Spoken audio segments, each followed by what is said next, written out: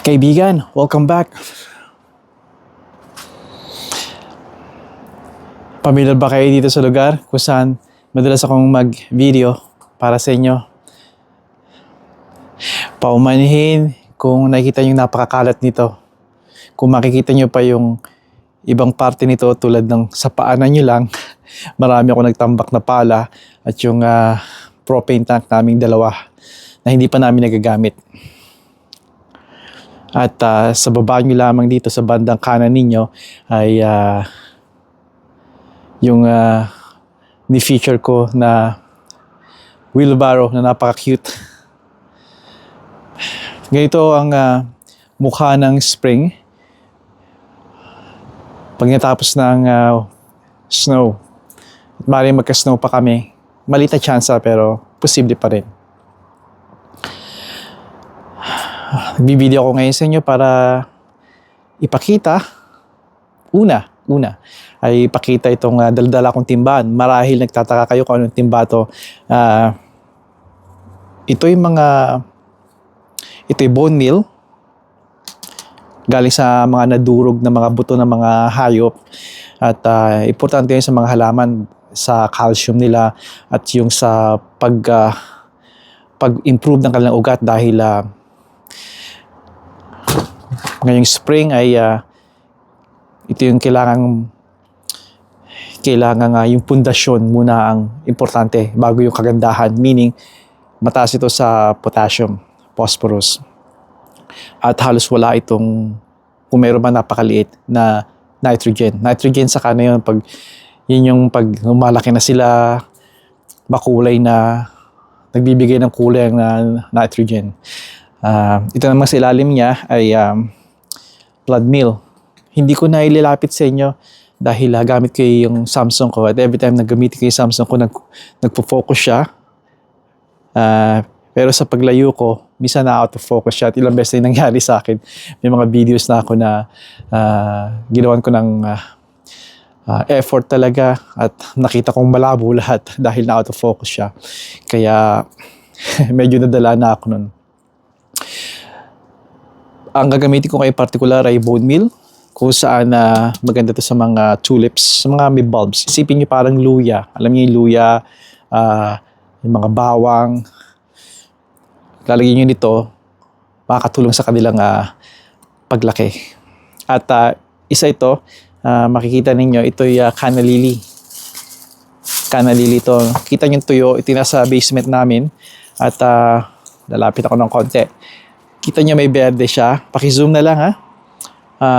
Ito ay naghudyat ng lumalaki na siya. Sinasabi niya na, nasa na aking lupa? Nasa na aking paso? Nasa na ang kung saan ako lalaki? Kaya kailangan natin itanim ito. At ito kaibigan ay lumalaki, mataas pa sa atin. Nakapagpalaki ako nito ng mahigit 10 talampakan. Kaya depende sa dami niyong magbigay ng fertilizer, tamang tubig sa tuwing magtatatuyot. Ito'y isa ito sa mga paborito ko. Canna lilies ito. At pinicture ko na sa inyo, di ba? Yung dahlias. Dahlias. Hindi na gagawin ko ngayong araw na to. Baka hindi ko na makover, kaya ito ang cover na ito yung video na may papakita ko sa inyo sa pamamagitan ng kwento lang. Tingnan natin kung may time pa ako dahil lagi ko naman dala ang aking DJI Action 5 Pro Osmo. Gumagaling na ako magsalita nito, no? Meron akong mikropono nito. Katunayan, gamit ko mikropono nito ay gamit ko ngayon sa Samsung ko. Hayaan nyo pag-uusapan natin yan. Mga essential na kailangan nyo kung talagang gusto nyo talaga mag-vlog. Wala akong alam kung paano magparami ng subscribers, kung paano yung mga tinatawag nilang algorithm, keywords. Makikita nyo naman sa description ko, minsan kompleto ako, napakahaba ng keywords ko. Minsan naman wala. Alam ko lang mag-shoot, mag-video. At I think nag-improve ako sa pag-edit. I will share that to you kung anong video editor na gamit ko. At sana maintindihan ninyo, may mga salita, words na termino na tungkol sa teknolohiya, sa mga apps, pag-i-edit na maring mali or kulang ako sa paliwanag o salita, hindi ako nakakasabay na sa teknolohiya. Nabanggit ko na ito noon, nung una, nakakasabay ako. Sa pagtagal ng mga panahon, ito'y na-distansya na talaga ako dahil nahirapan ako makakeep up, sabihin natin.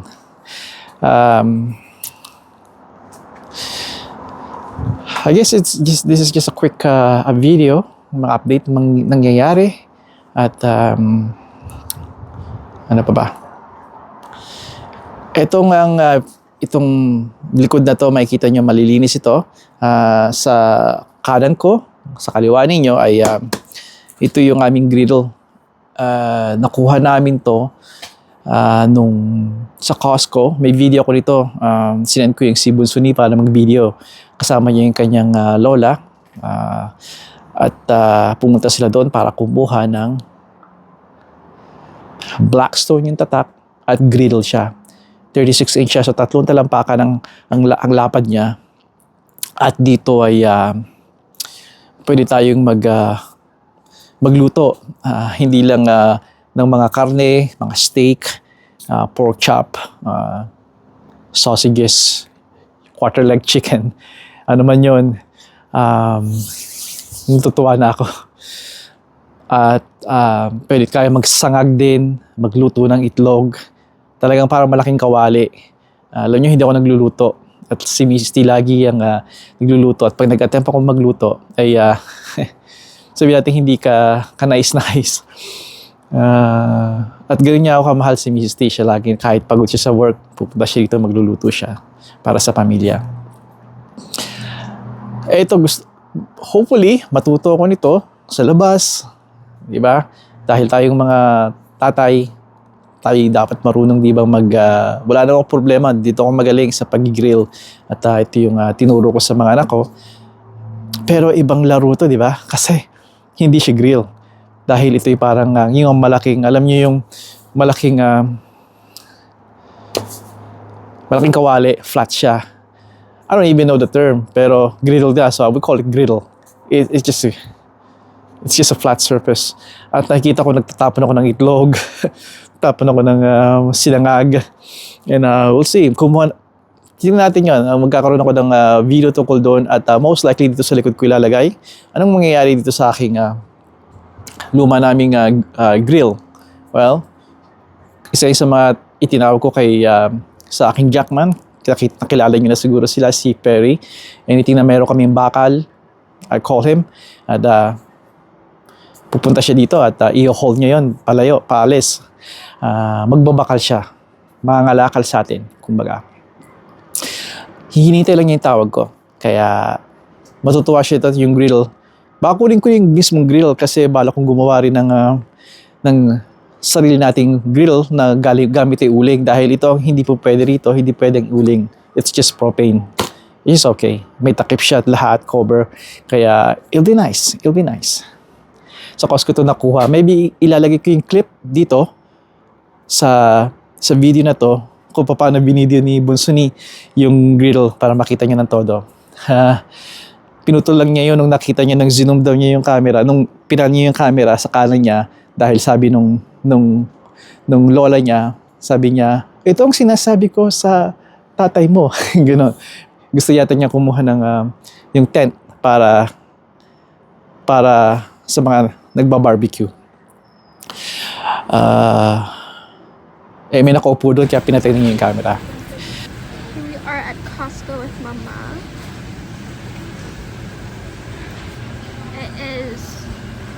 We're looking at the Blackstone 36-inch griddle.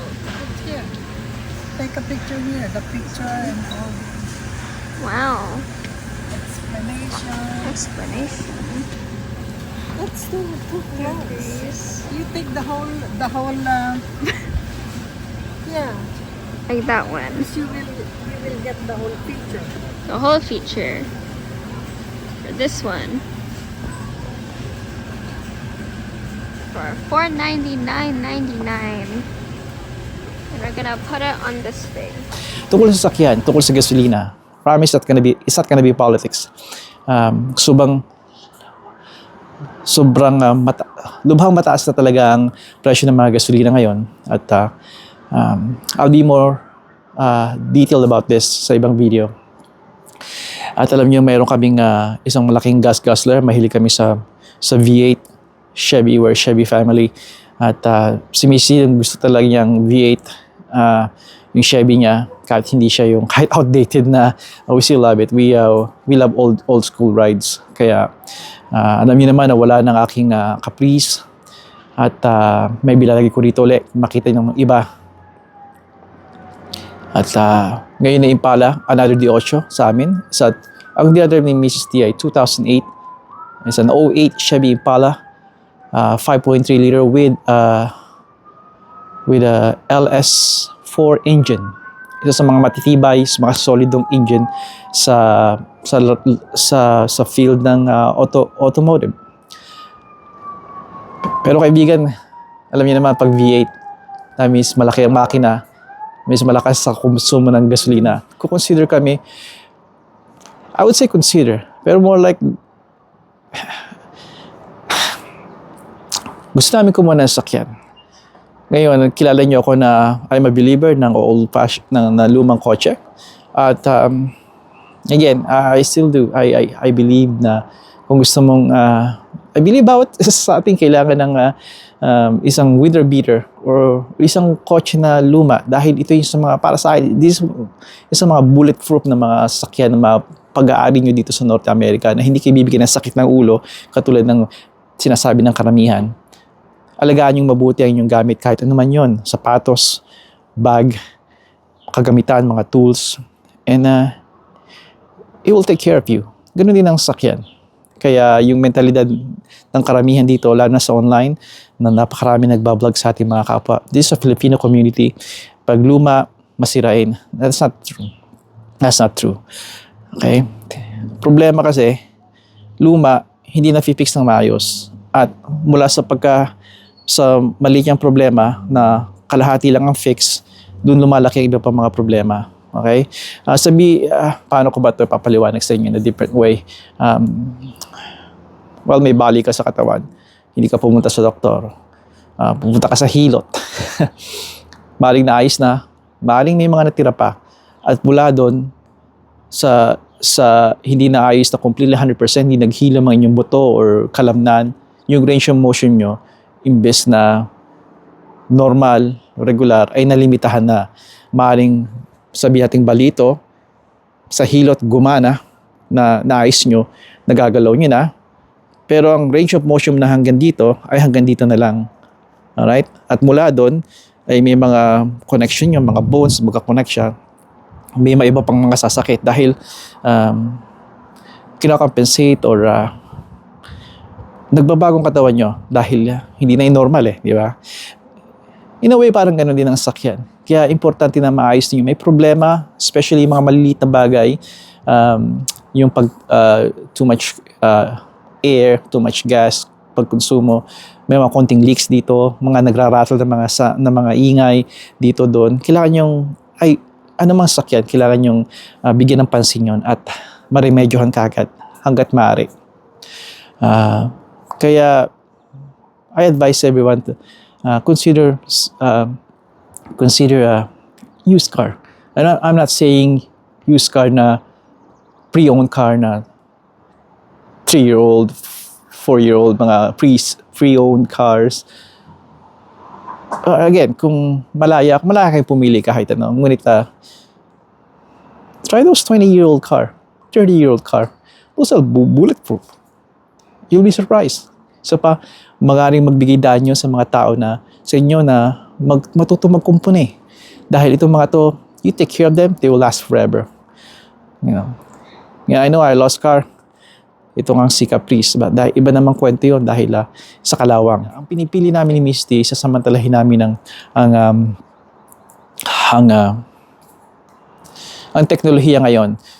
Makiluma kami, maybe more like ako. Pero, naintindihan ko rin ang teknolohiya at I'm not hating it. Okay? Do I like Tesla or mga electric vehicle? No. Respeto sa mga nagsaliksik at nag-aari ng mga electric vehicle. This is my opinion. Para sa akin to, na para sa aming mag-asawa, I don't think mag-work sa amin ang electric cars like Tesla. We do a lot of travels. Sa yung mga hindi ko nababanggit sa inyo, o ngayon binabanggit ko, wala pa kaming anak ni Mrs. T. Ay di pa kami kinakasal noon ay nagta-travel na kami. Long drives. We love long drives. Thousands of miles ang na-drive namin, and miles, not kilometers. Okay? Canada, US. And kaya I don't think yung Tesla mag-work sa amin. And I don't think, this is my opinion, na I don't think handa pa rin ang ganong uri ng sasakyan sa panahon ngayon. I think yun ang magiging future. I just don't know na ngayong taon na to or in 3 years or in 5 years, ganun pa rin. I think hybrid is the real thing talaga. Again, hindi ako familiar masyado doon. I don't own any of those cars. Pero naniniwala ako, I had a little chat with my it's a family member, and he's a mechanic and he owns one hybrid Toyota Camry. And sinabi niya sa akin, "Kuya, alam niya yung mga sakyan namin eh. Si ate, kita ko, minsan magkakasabay sila sa umaga sa rush hour. Kita ko, malayo pa, alam ko si ate yon dahil the sound of the V8, bub, bub, bub, bub, bub." Alam ko siya yon, you know, a 30-year-old plus car. Drive ni Mrs. T yung like Fast and the Furious, yung kanyang classic Caprice, ng aming classic Caprice. Alam niya. And hindi siya nagko-comment noon. Alam niya malakas sa gasolina. Ngunit yun ang gusto namin. Yun ang importante. Gusto ninyo. At doon kami masyadong nahihirapan. You know, again, we're Chevy family at napupusuan namin ng Toyota. Katulad ng, dahil sabi nga ng aking kamag-anak, sabi niya, "Kuya, consider dinadrive ko itong hybrid Camry.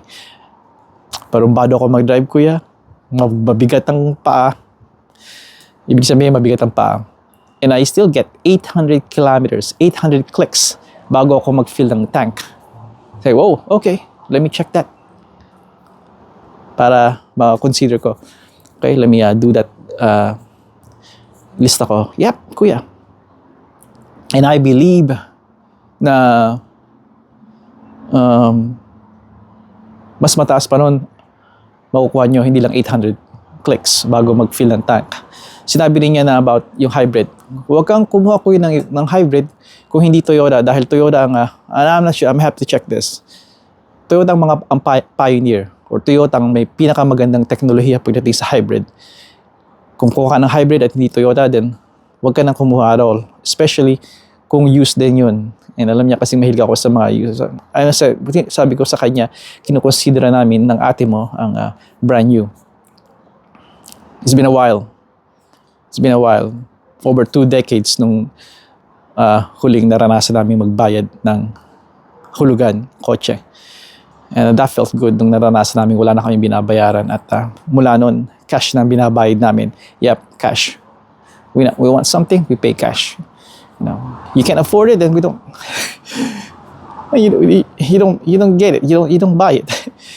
Yeah, has to be cash, kaibigan. Yeah, so well, looking at Toyota, again, si Miss Tia magdadrive, kaya iniisip niya na kailangan talaga siya, at importanteng gusto mo yon. Mas matimbang ang makakatipid ka sa maintenance, sa fuel, efficient siya, at yung efficiency niya sa fuel, di ba? Kailangan mas matimbang yun kaysa sa mismong driver. And I'm sure magugustuhan niya yun. So, new technology, kita ko yung, I did a little bit of research about that hybrid, and there's like two kinds. May isang plug-in hybrid na I'll put something here. And, you know, it can be plugged, or it can be charged by, fuel, di ba? Fuel.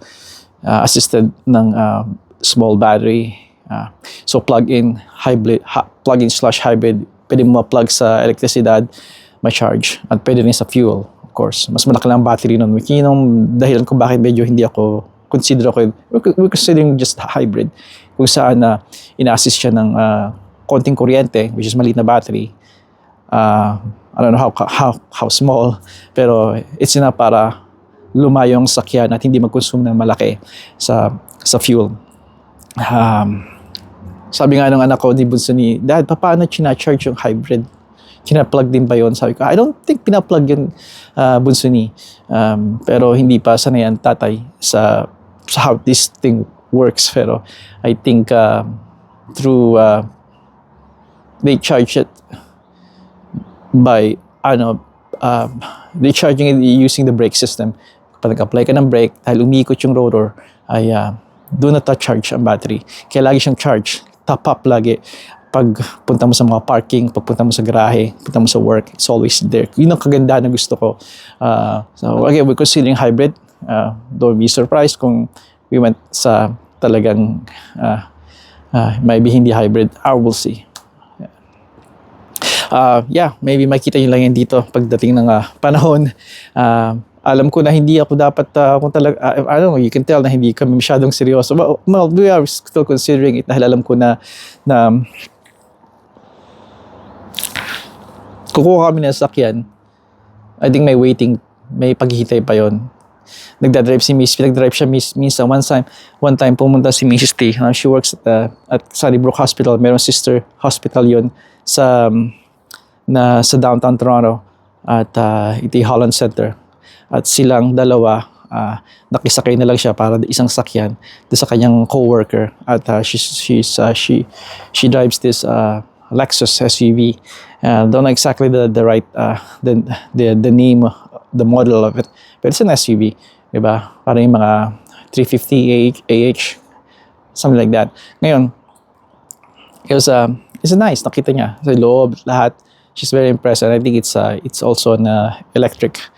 At sabi ng co-worker niya na took them 2 years bago makuha yung sakyan. Kaya, just like the Chevy Corvette. 2 years bago ka maghintay, maybe even longer. Kaya, if you really talagang decidido kami, then kailangan namin makuha yung sakyan dahil may paghihintay. I believe maybe 2 months, maybe 6 months, maybe longer. But we'll see. Makikita nyo yun. And I am not going to discuss, I'm not gonna cover kung paano namin na-obtain ng sakyan. Hindi ako madamot. It's just para sa akin, nagdidiwala ako sa privacy. Again, like other ibang mga nagba-vlog, they tell everything. Pagdating sa ganung kaibigan, wala kayo maririnig sa akin nun. Maybe little bit, pero pagdating sa pera talaga, everybody just loves to talk about money, how they make, magkano per hora, magkano yung bonuses nila, they're part-time, they're all that stuff. And I think the way they present it, more like I could tell, it's all yabang, and no, you're not gonna hear that from this channel. Okay, I need to stop that bago ko again, more about that. I'm sure malayo na, mahaba na to, and there'll be more pagpa-plant ng mga halaman, gulay, malapit na, maybe another couple of weeks, we'll see. May freezing pa rin kami dito na frost advisory. Kaya, at bisikleta, looking forward to that, bisikleta.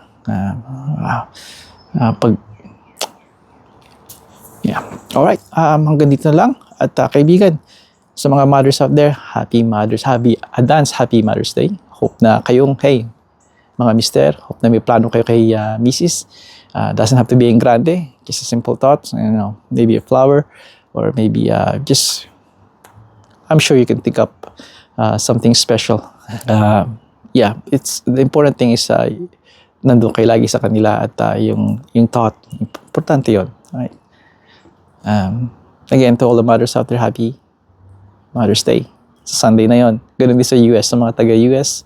Mas marami nanonood sa akin sa US and sa Canada. Sa US at sa Pilipinas, Happy Mother's Day to all. Hanggang sa muli, padayon.